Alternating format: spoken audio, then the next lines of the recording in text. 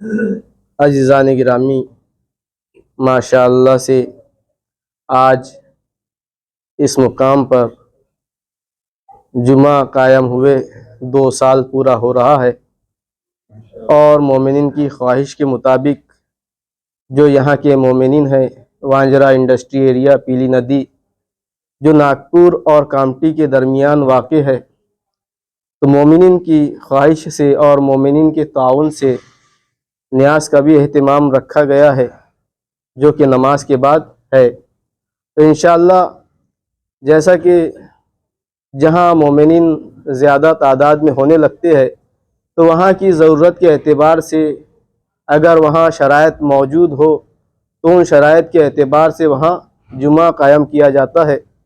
یہاں بھی وہ تمام شرائط جب ہم نے دیکھے کہ پائے جا رہے ہیں تو یہاں بھی ان شرائط کے مطابق جمعے کی ابتدا کی گئی اور جمعہ شروع کیا گیا۔ صلوات پڑھیں محمد وعلی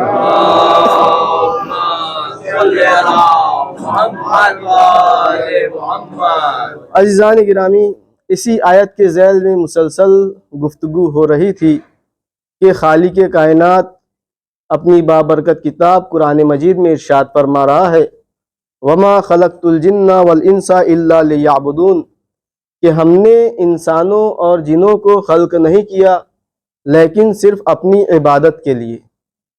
تو خالق کائنات انسان کو ان کی حیات کا مقصد بتا رہا ہے کہ تمہارے خلق کرنے کا مقصد کیا ہے۔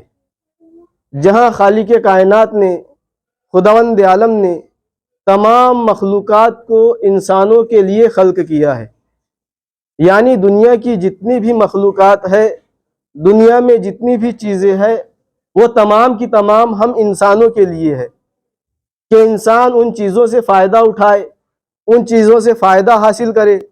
لیکن جب انسانوں کو خلق کیا تو انسانوں کی خلقت کا مقصد بھی بتا دیا کہ انسانوں کی خلقت کا مقصد کیا ہے۔ وَمَا خَلَقْتُ الْجِنَّ وَالْإِنسَ إِلَّا لِيَعْبُدُونَ، کہ ہم نے انسانوں اور جنوں کو خلق نہیں کیا لیکن صرف اور صرف اپنی عبادت کے لیے۔ تو عزیزان گرامی، جو مقصد حیات انسانی ہے وہ عبادت الہی ہے، اور ہمیں اپنی پوری زندگی عبادت میں گزارنی ہے، ہمیں اپنے اس مقصد سے غافل نہیں ہونا ہے۔ تو اب اگر ہم دنیا کا کوئی بھی کام کر رہے ہیں، دنیا میں ہم اگر کوئی بھی کام کر رہے ہیں، چاہے وہ سونا ہو، جاگنا ہو، یا تجارت کرنا ہو، یا نماز پڑھنا ہو، ہمارا ہر کام عبادت الہی ہونا چاہیے، اس لیے کہ مقصد حیات انسان عبادت ہے۔ اور اگر ہم جو عام طور پر عبادت کا ذکر ہوتا ہے وہ یہی ذکر کیا جاتا ہے کہ نماز عبادت ہے، روزہ رکھ لینا عبادت ہے، حج بیت اللہ کے لیے چلا جانا عبادت ہے۔ تو عزیزان گرامی، یہ تو عبادت ہے، لیکن صرف یہی عبادت نہیں ہے، بلکہ عبادت کی جو اصل معنی ہے، اصل مفہوم ہے، وہ ہے اطاعت خداوندی، یعنی خداوند عالم کی اطاعت کرنا، حکم خداوند عالم کو مان لینا۔ اب اگر ہم کسی کام کو انجام دے رہے ہیں اور وہ حکم پروردگار کے مطابق ہے تو وہ کام ہمارا عبادت کہلائے گا، اور اگر ہم حکم پروردگار کے مطابق کسی کام کو انجام نہیں دے رہے ہیں، چاہے وہ نماز ہی کیوں نہ ہو، وہ عبادت نہیں کہلائے گی۔ صلوات پڑھیں محمد وعلی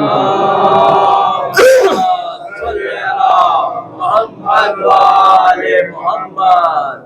تو عزیزان گرامی، عبادت کے حوالے سے آج آپ حضرات کے سامنے جس چیز کو بیان کرنا ہے وہ ہے اہمیت ولایت ہماری عبادتوں میں، یعنی عبادتوں میں ولایت کی کیا اہمیت ہے، ولایت کی ضرورت کیوں ہے، ولایت کا ماننا کیوں ضروری ہے۔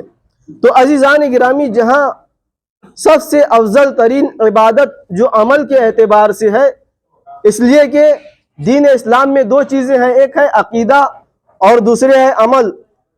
اب اگر افضل ترین عمل کے اعتبار سے کسی عمل کو ہم دیکھیں تو وہ عمل ہے نماز۔ نماز کے بارے میں ذکر ہو رہا ہے وَأَقِیمِ الصَّلَاةَ إِنَّ الصَّلَاةَ تَنْہَىٰ عَنِ الْفَحْشَاءِ وَالْمُنکَرِ، ولا ذکر اللہ الاکبر، کہ اور نماز قائم کرے کہ نماز ہر برائی اور بدکاری سے روکنے والی ہے اور اس کا ذکر بہت بڑی شے ہے۔ اس کے بارے میں ذکر ہو چکا کہ انسان کو نماز برائی سے بچاتی ہے، برائی سے بچانے والی نماز ہے۔ تو ہم نے حقیقت عبادت کے بارے میں ذکر کیا تھا کہ وہ کون سی نماز ہے جو انسان کو برائی سے بچائے گی۔ تو اس وقت انسان برائی سے بچے گا، امام نے فرمایا، جب وہ حقیقت عبادت کو جان لے۔ امام جعفر صادق علیہ السلام ارشاد فرماتے ہیں،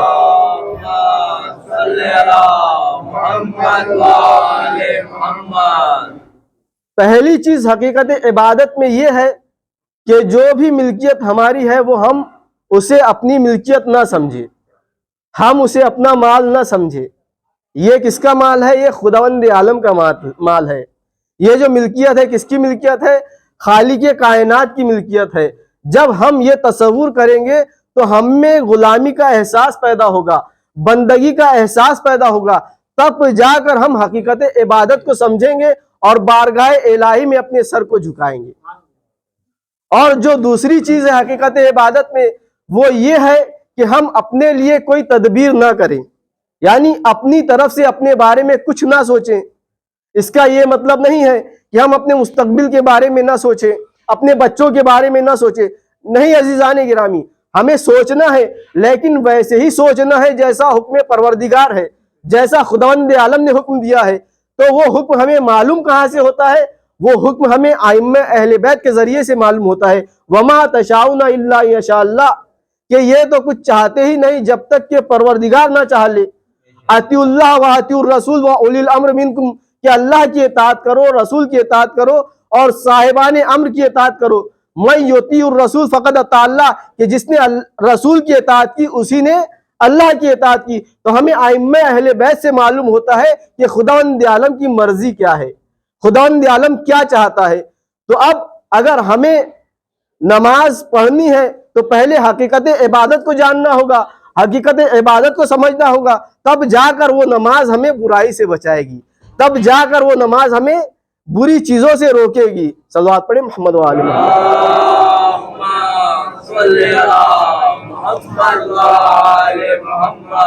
اور پھر قرآن مجید میں ذکر ہو رہا ہے نماز کے بارے میں، وَاسْتَعِينُوا بِالصَّبْرِ وَالصَّلَاةِ وَإِنَّهَا لَكَبِيرَةٌ إِلَّا عَلَى الْخَاشِعِينَ، صبر اور نماز کے ذریعے مدد مانگو، نماز بہت مشکل کام ہے مگر ان لوگوں کے لیے جو خشوع و خضوع والے ہیں۔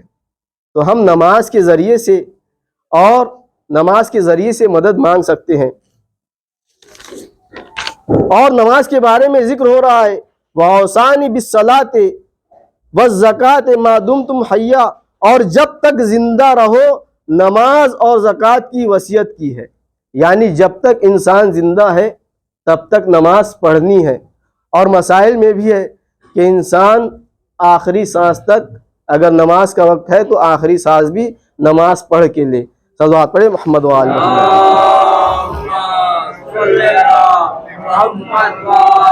محمد۔ اور احادیث پیغمبر میں فضیلت نماز کے بارے میں ذکر ہو رہا ہے، الصلاۃ عماد الدین فمن ترک صلاتہ متعمدا فقد ہدم دینہ۔ پیغمبر اکرم ارشاد فرما رہے ہیں، نماز دین کا ستون ہے، جو شخص جان بوجھ کر نماز کو چھوڑ دے تو اس نے اپنے دین کو منہدم کر ڈالا، اور جو شخص اسے اس کے وقت پر نہ پڑھے وہ ویل میں داخل ہو گیا، اور ویل جہنم کی ایک گھاٹی ہے، جیسا کہ خداوند عالم کا ارشاد ہے، ویل للمصلین الذین هم عن صلاتهم ساہون، ویل ہے ان نمازیوں کے لیے جو اپنی نمازوں سے غافل رہتے ہیں۔ یعنی جو وقت پر نماز نہیں پڑھتا، جو اپنی نمازوں کو سبوک سمجھتا ہے، جو نمازوں کو ہلکا سمجھتا ہے، اسے ویل کی بشارت دی گئی ہے۔ صلوات پڑھیں محمد و آل محمد۔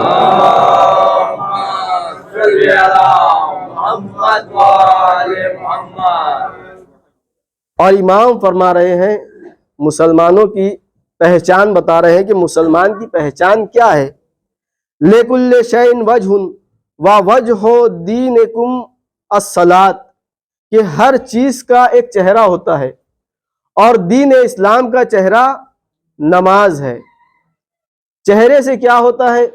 چہرے سے انسان پہچانا جاتا ہے۔ اب اگر امام فرما رہے ہیں اب اگر کسی مسلمان کو پہچاننا ہے تو تم اس کو نماز کے ذریعے سے پہچانو، یعنی جو نماز پڑھتا ہے وہ مسلمان ہے، جو نماز نہیں پڑھتا وہ مسلمان نہیں ہے۔ تو نماز ہمارے دین کی پہچان ہے۔ اگر کسی کو پہچاننا ہے، مسلمان اور غیر مسلم میں فرق پیدا کرنا ہے تو وہ نماز کے ذریعے سے ہے۔ ایسے ہی ائمہ اہل بیت ارشاد فرماتے ہیں نحن وجہ اللہ کہ ہم اللہ کا چہرہ ہے۔ تو یہاں میں نے بیان کیا کہ چہرے کے ذریعے سے انسان کی شناخت ہوتی ہے، اور اگر ہم اللہ کو چہرے والا مان لے تو یہاں شرک لازم آئے گا، اور خداوند عالم کو ہم چہرے والا مان نہیں سکتے۔ اگر خداوند عالم کو چہرے والا مان لے تو وہ مرکب ہو جائے گا اور محتاج ہو جائے گا، اور جو محتاج ہو وہ خالق کائنات نہیں ہو سکتا، وہ اللہ نہیں ہو سکتا۔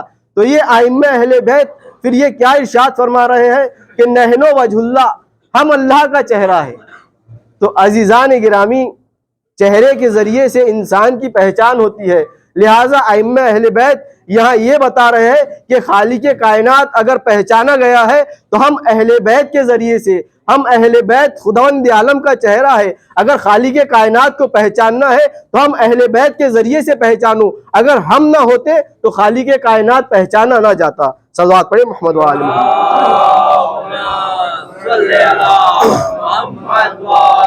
محمد۔ اور یہ بھی ارشاد ہو رہا ہے نماز کے بارے میں ان اول ما یحاسب بہ العبد الصلاۃ فان قبل ما سواها، سب سے پہلے ہر شخص سے نماز کے بارے میں سوال کیا جائے گا۔ اگر نماز قبول ہو گئی تو بقیہ اعمال بھی قبول ہو جائیں گے۔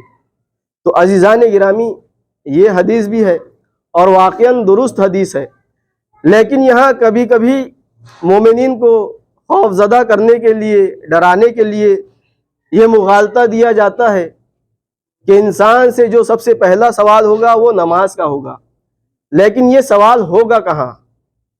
قبر میں ہوگا یا میدان حشر میں ہوگا؟ اس لیے کہ سوال کی دو جگہ ہے مرنے کے بعد، ایک ہے قبر اور دوسرے ہے میدان حشر یعنی قیامت کا دن۔ تو عزیزان گرامی، یہاں یہ تو بیان ہوا ہے کہ نماز کے بارے میں سوال ہوگا، لیکن یہ بیان نہیں ہوا کہ وہ سوال کہاں ہوگا، تو اس کا بھی جواب دوسری حدیث میں ہے۔ تو عزیزان گرامی، جو علماء ہے، علماء کا یہ اتفاق ہے کہ عقیدہ انسان کا مقدم ہے عمل پر، اور یہاں اس حدیث میں بیان کیا جا رہا ہے کہ جس کی نماز قبول ہے اس کے تمام اعمال قبول ہے، اس لیے کہ نماز ایک عمل ہے، اور عمل میں سب سے افضل ترین عمل نماز ہے، یعنی جس کی نماز قبول ہے اس کا روزہ بھی قبول ہے، جس کی نماز قبول ہے اس کا حج بھی قبول ہے، جس کی نماز قبول ہے اس کی زکوٰۃ بھی قبول ہے، جس کی نماز قبول ہے اس کا جہاد بھی قبول ہے۔ یہ عملی اعتبار سے ہے۔ اب یہ عمل کس کا قابل قبول ہے، یعنی نماز کس کی قابل قبول ہے؟ اس لیے کہ جس کی نماز قبول ہو جائے گی اسی کے تمام اعمال قبول ہو جائیں گے۔ تو اب ہمیں یہ دیکھنا ہوگا کہ نماز کس کی قبول ہوگی۔ تو آئیے اب یہ نماز کا سوال کہاں ہوگا؟ تو ائمہ معصومین کی حدیث میں ارشاد ہو رہا ہے حافظوا علی الصلاۃ فإن اللہ تبارک و تعالی اذا کان یوم القیامۃ یاتی بالعبد فاول شیء یسألہ عنہ الصلاۃ فإن جاد بها تامۃ وإلا زخ فی النار۔ صلوات پڑھیں محمد و آل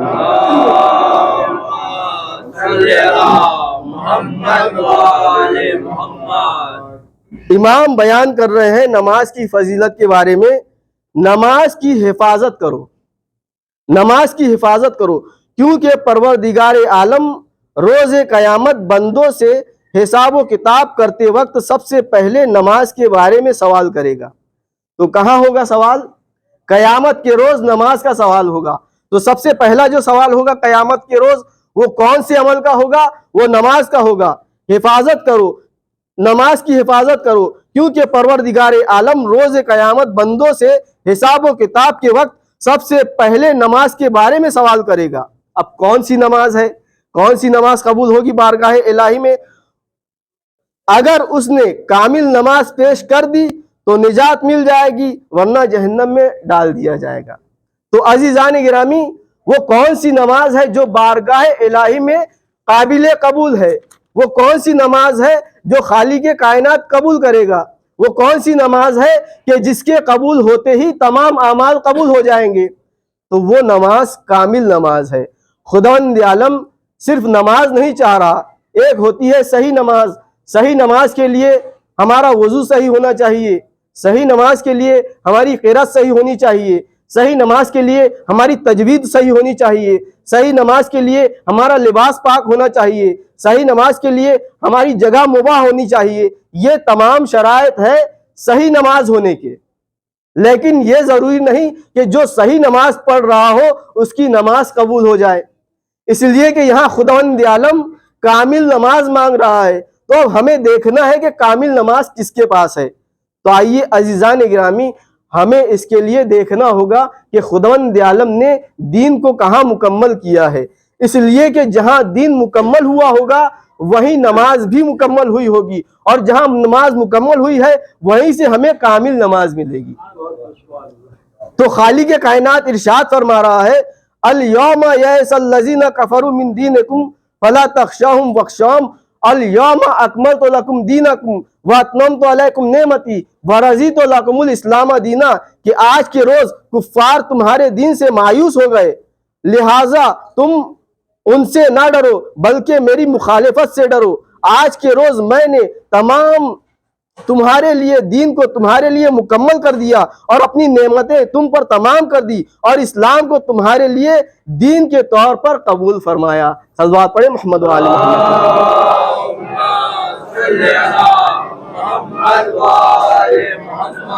تو عزیزان گرامی، وہ مخصوص روز کون سا روز تھا جس روز کفار مایوس ہو گئے؟ رسول اسلام نے اس روز وہ کون سا پیغام پہنچایا کہ جس کے ذریعے سے دین مکمل ہو گیا؟ وہ کون سا پیغام تھا کہ جس کے ذریعے سے نعمتیں تمام ہو گئی؟ تو عزیزان گرامی، وہ پیغام تھا پیغام ولایت۔ یعنی جب 1.25 لاکھ حاجی غدیر خم کے میدان میں جمع ہو گئے تو پیغمبر اکرم پر حکم ہوا، پیغمبر اکرم پر کے پاس جبرائیل امین آ کر نازل ہوتے ہیں اور پیغام سناتے ہیں، یا ایھا الرسول بلغ ما انزل الیک من ربک وَإِن لَمْ تَفْعَلْ فَمَا بَلَّغْتَ رِسَالَتَهُ وَاللَّهُ يَعْصِمُكَ مِنَ النَّاسِ، کہ اے رسول تمہارے پاس جو پیغام پہنچایا جا چکا ہے اسے لوگوں تک پہنچا دو۔ اگر اس پیغام کو نہیں پہنچایا تو گویا رسالت کا کوئی کام ہی انجام نہیں دیا۔ تو عزیزان گرامی، وہ سب سے اہم پیغام کہ اگر اس پیغام کو نہیں پہنچایا تو رسالت کا کوئی کام ہی انجام نہیں دیا، وہ پیغام کون سا تھا؟ وہ پیغام تھا ولایت کا پیغام۔ جب یہ آیت نازل ہو گئی تو پیغمبر اکرم نے 1.25 لاکھ حاجیوں کے مجمع میں تمام حاجیوں سے یہ اعتراف لیا، الست اولیٰ بکم من انفسکم، کیا میں تم پر تمہارے نفسوں سے زیادہ حاکم نہیں ہوں؟ جب تمام لوگوں نے کہا بلا یا رسول اللہ، کہ آپ ہم پر ہمارے نفسوں سے زیادہ حاکم ہیں۔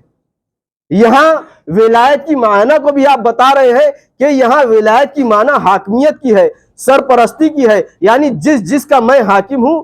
اب ارشاد فرماتے ہیں، مولائے کائنات کو ہاتھوں پر بلند کر کے ارشاد فرماتے ہیں، من کنت مولا ہو فہذا علی مولا، کہ جس کا میں مولا ہوں اس کے یہ علی بھی مولا ہے۔ صلوات پڑھیں محمد و آل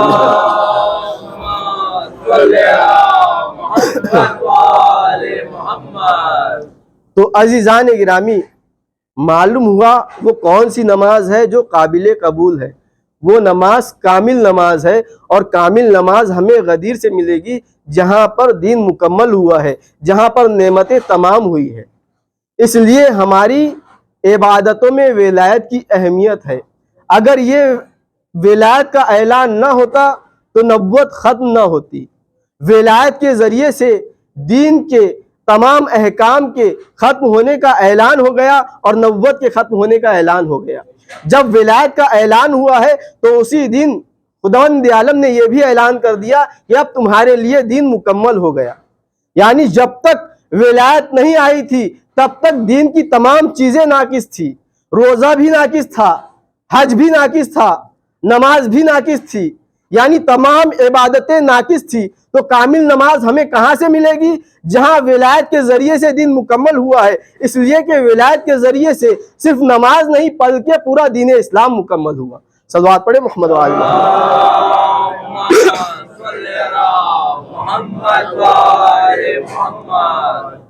عزیزان گرامی، اس ولایت کی بہت زیادہ اہمیت ہے، اس لیے کہ جو عمل کے بارے میں سوال ہوگا وہ صرف محشر میں ہوگا۔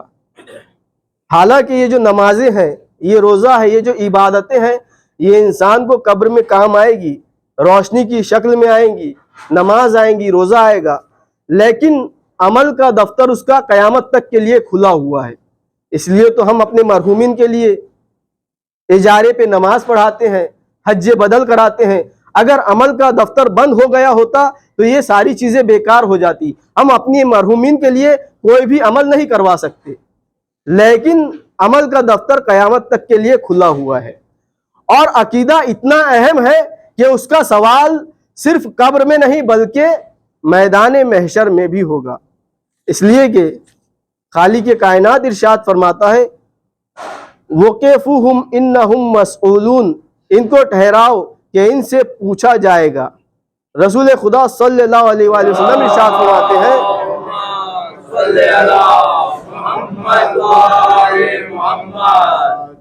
وَقِفُوهُمْ إِنَّهُمْ مَسْئُولُونَ کے معنی یہ ہے يَسْأَلُونَكَ عَنِ الْإِقْرَارِ بِوِلَایَتِ عَلِيِّ بْنِ أَبِي طالب، کہ ان سے جو سوال کیا جائے گا، ان کو جو روکا جائے گا، ان سے سوال کیا جائے گا علی ابن ابی طالب کی ولایت کے بارے میں۔ تو عزیزان گرامی، قرآن مجید میں ذکر ہو رہا ہے، آیت احد الست کے نام سے ایک آیت ہے جس میں خالق کائنات ارشاد فرماتا ہے وَإِذَا أَخَذَ رَبُّكَ مِن بَنِي آدَمَ مِن ظُهُورِهِمْ ذُرِّيَّتَهُمْ وَأَشْهَدَهُمْ عَلَىٰ أَنفُسِهِمْ أَلَسْتُ بِرَبِّكُمْ قَالُوا بَلَىٰ شَهِدْنَا أَن تَقُولُوا يَوْمَ الْقِيَامَةِ إِنَّا كُنَّا عَنْ هَٰذَا غَافِلِينَ۔ اور وہ وقت بھی یاد کرو جب تمہارے پروردگار نے آدم علیہ السلام کی پشت سے باہر نکال کر ان کی اولاد سے خود ان کے مد مقابل اقرار لیا کہ کیا میں تمہارا رب نہیں ہوں؟ تو سب کے سب بولے ہاں ہم اس کے گواہ ہیں، یہ ہم نے اس لیے کیا، یہ ہم نے اس لیے کہا کہ کہیں ایسا نہ ہو کہ تم قیامت کے دن بول اٹھو کہ ہم اس سے بے خبر تھے۔ یعنی یہ اقرار توحید، اقرار رسالت اور اقرار ولایت یہ روز الست ہو چکا ہے، اس لیے خالق کائنات اس کا سوال قیامت کے روز بھی کرے گا۔ صلوات پڑھیں محمد و آل محمد۔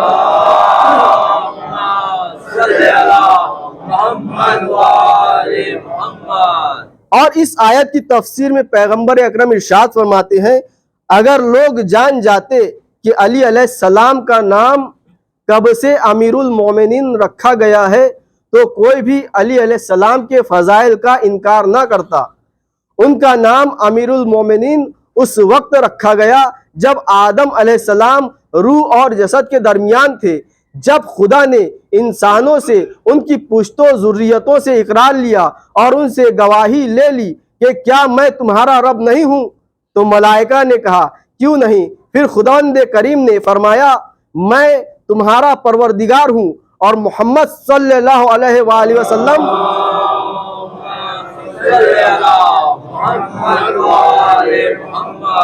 تمہارے نبی ہے اور علی ابن ابی طالب تمہارے امیر اور حاکم ہے۔ یعنی مولائے کائنات روز الست سے ہمارے حاکم اور سرپرست قرار پائے ہے۔ صلوات پڑھیں محمد و آل محمد۔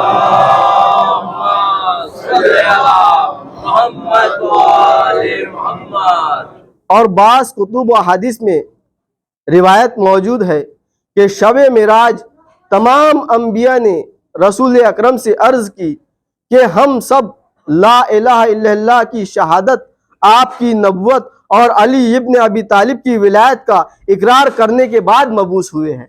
یعنی جتنے بھی انبیاء ہیں، جتنے بھی نبی ہیں، ہمارے نبی کو چھوڑ کر تمام کے تمام کو جو مبعوث ہوئے ہیں، جو نبوت ملی ہے، وہ ولایت علی ابن ابی طالب کا اقرار کرنے کے بعد ملی ہے۔ جب نبیوں کی نبوت ولایت کے بغیر ناقص ہے تو ہماری عبادتیں ولایت کے بغیر کہاں قابل قبول ہو سکتی ہیں؟ لہٰذا ہماری عبادتوں میں ولایت کا ہونا ضروری ہے۔ جس کی عبادتوں میں ولایت نہیں ہے، جس کی نماز میں ولایت نہیں ہے، نہ اس کی نماز قبول ہوگی نہ کوئی عبادت قبول ہوگی۔ وصلی علی محمد وآلہ الطیبین الطاہرین المعصومین۔